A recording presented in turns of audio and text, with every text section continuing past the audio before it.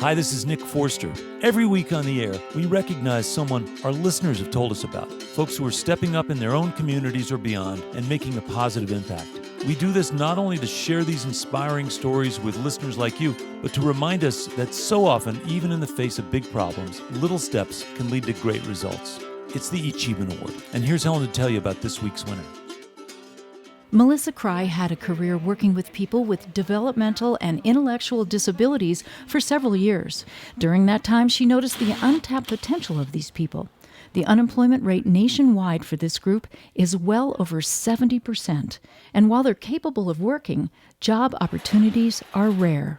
Through my working experience, I've learned that a person may be given the label of having a disability, but if you learn what that person is good at, if you learn that person's strengths and capabilities, what they do well, they do better than most people. Wow. And we all have disabilities and we all have abilities.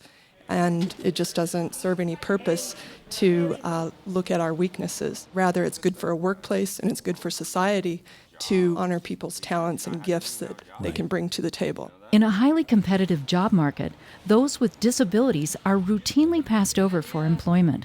So Melisa teamed up with her friend Scott Parker, and they created Sustainability, an organization that creates meaningful, dignified work for these folks.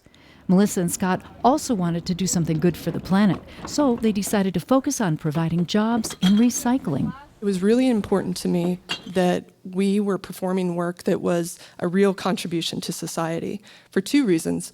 One reason being that the people that work for our company, I wanted them to have pride in knowing that the work that they were doing was of value to society.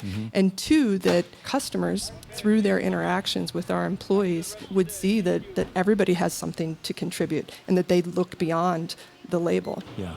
That's great. And so how do you start? What did you do? What were the first steps? We made some flyers and passed them out in some neighborhoods offering residential pickup services. We got a few customers and we got some bins. And within the first year, we had over 100 customers and we were employing over 15 people. And it's become so much more than I ever imagined that it would be.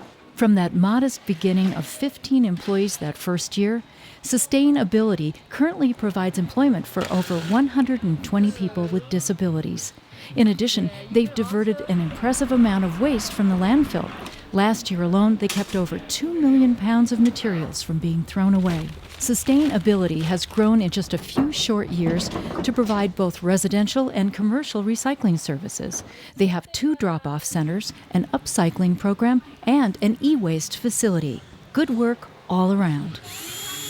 We continue to bring in people that believe in what we're doing and bring their own ideas and talents to the table, and our momentum just keeps going. If you'd like to find out more about the work of Melisa Kraai and Scott Parker and their organization Sustainability, or any of our other eChievement Award winners, visit our website at eTown.org.